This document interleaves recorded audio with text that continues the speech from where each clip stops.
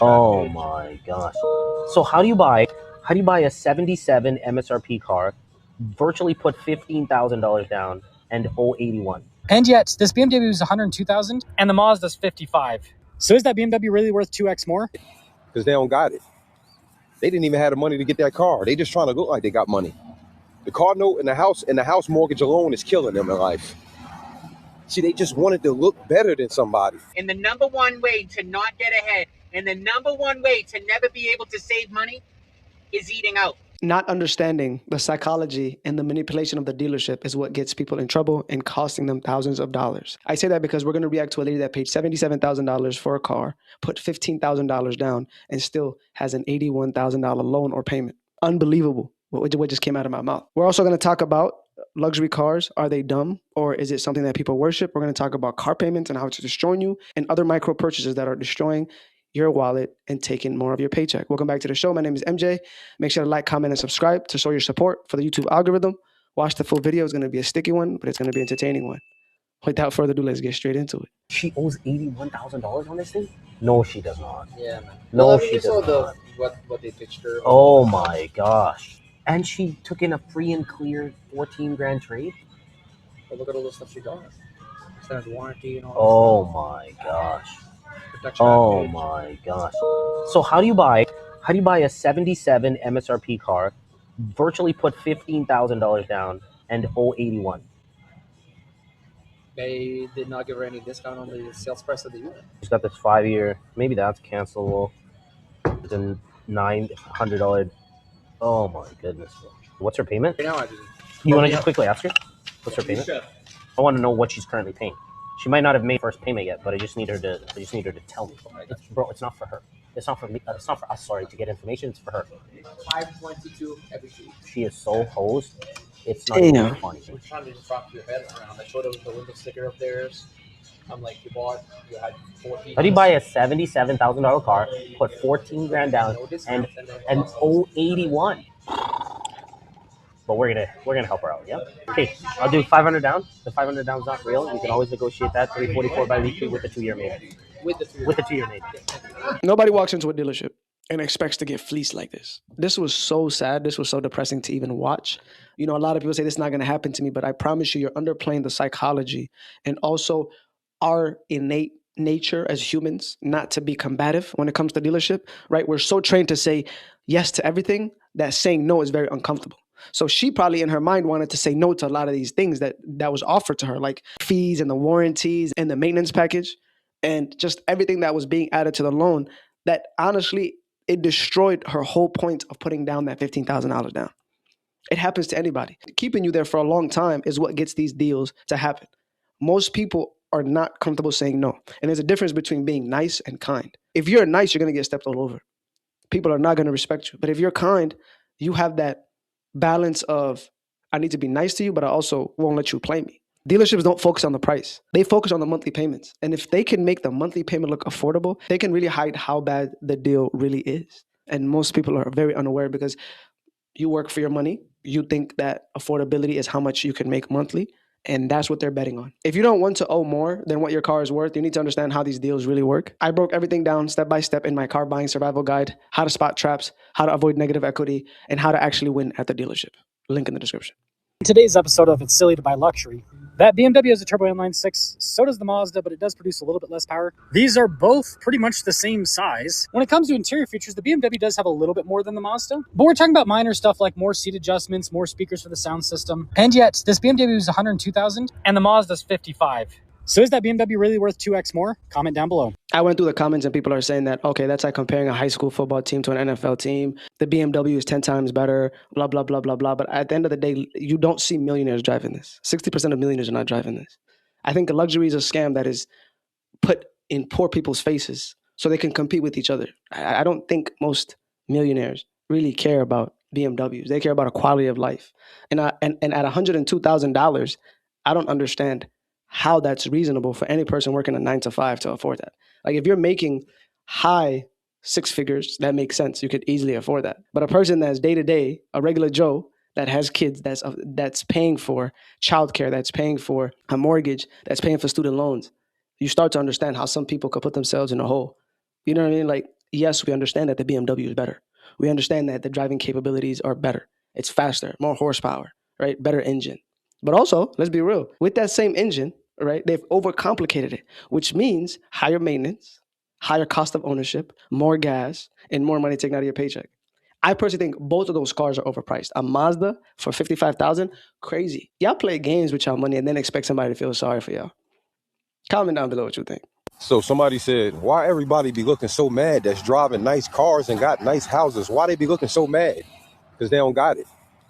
They didn't even have the money to get that car. They just trying to look like they got money. The car note and the house mortgage alone is killing them in life. See, they just wanted to look better than somebody, and it's hurting them. Why do you think the people at McDonald's look happier than the people who riding around in Mercedes? Because the people in Mercedes can't afford that Mercedes. The car payment is too high. They just want to make everybody think they got money. It's kind of like going to church. Everybody pulling up in Cadillacs. Them all car payments. Nobody paid it off. People just want to look like they got money. They don't got no money. People understand that comparison is a thief of joy, but then compare themselves and rob themselves of joy. We just literally seen the last clip that a BMW costs $102,000, and some people are signing up for it. Some people in the first clip are signing up for $77,000 loans for a Jeep, paying $522 bi-weekly. So that's $1,044 a month. Choices, right? People are trying to outdo the next person, outdo the neighbor, outdo the person that they just saw on Instagram. Some people will go into debt just to have a nice, rich life in social media, but a very poor, sad, depressing life with angry faces and anxiety-riddled, lifestyle. It's these materials. People want to be materially rich, debt rich, but not net worth rich or equity rich. It goes back to choices.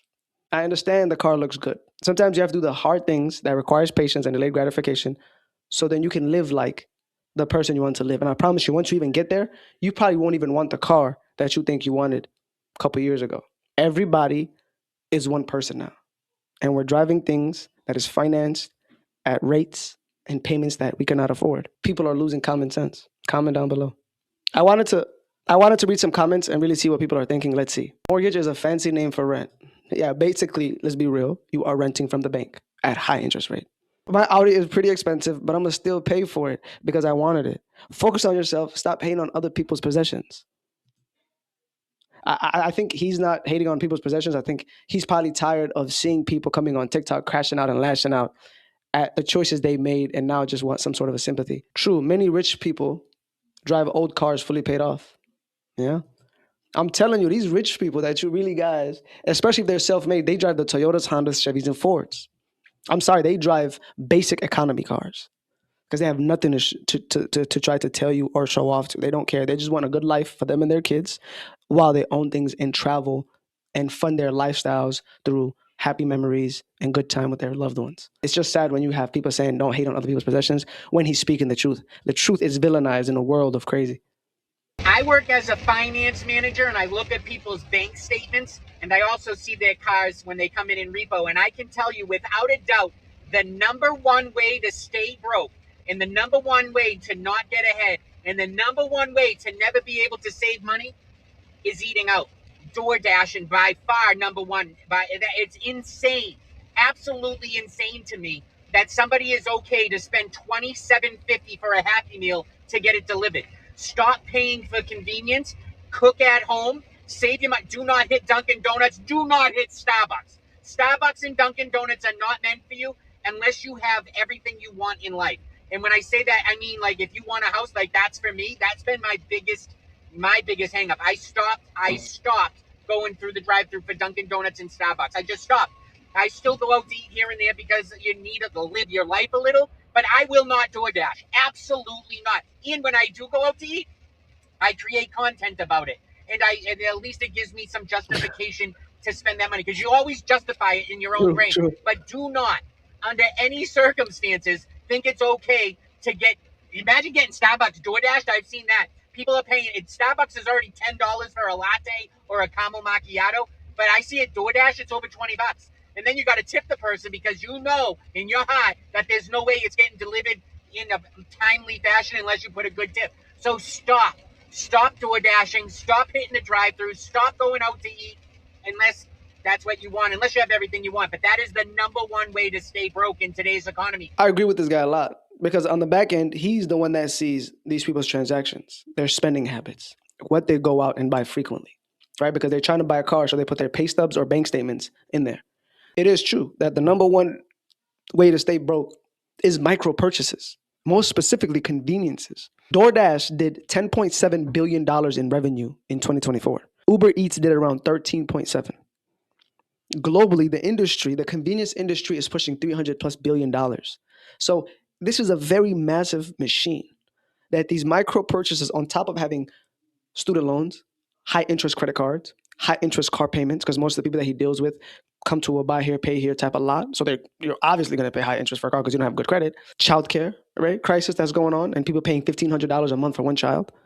Like, and now to add micro purchases where you're going to go out to eat 4 or 5 times a week on top of doing the grocery shopping, it is ludicrous. It is diabolical how people don't sit there and understand that you get a small check that's already taxed. Why do you want it to be taken by other people and then complain about the same people that are taking your checks?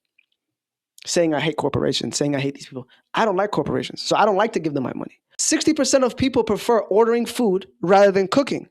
And people are literally paying 2 to 3 times more just for convenience. Some families are spending $500 plus on delivery apps. Like, that's the definition of a convenience trap. That is the definition of micro purchases that add up to big premium takeaways from your check. I think people just don't care. I think debt is normalized, struggle is normalized, and people will do anything to prove themselves to others and not prove nothing to themselves and live like this year in, year out. So if you do not want to lose thousands of dollars, check the description down below for the car buying survival guide, right? Knowledge is the only thing we have, and that is our only leverage. So check it out in the description down below. Make sure to like, comment, and subscribe. Thank you for tuning in if you made it this far. I appreciate you. With that being said, be good, do good. I'll catch you on the next one. Peace.